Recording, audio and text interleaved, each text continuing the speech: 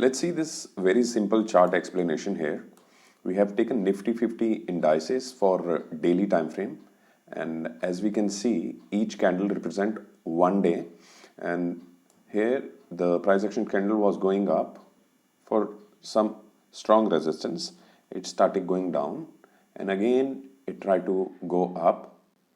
Then the same resistance could not let the price action go in the upward direction, and again the reversal happened and the price action candle fell to these levels.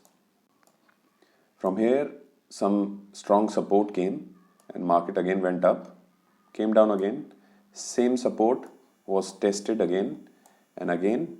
Because of strong support, market gave a reversal, and then from here again after like 4 months the same support was tested again. This strong support managed to give a reversal to the price action candle, and again it went up after almost 1 year. This is August,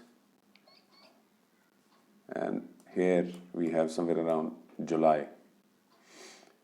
Same resistance was tested and price action candle could not, on the third attempt, could not breach the strong resistance. I have told you swing high and low provide excellent support and resistance to the market. This we are looking at daily time frame. We get swing high and low in shorter time frames also. So 3 minutes, 5 minutes also get swing high and low.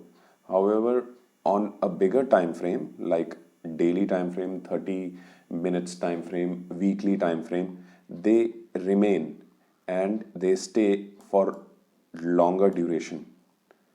This is one thing we have to see every day where the strike price is currently. So we have to check on bigger time frames. Is there any swing high or low, which we have to mark? We will be talking about this in future slides, but this is a concept we have to understand. I hope you have understood this concept. Price action candle with high probability will react to these levels.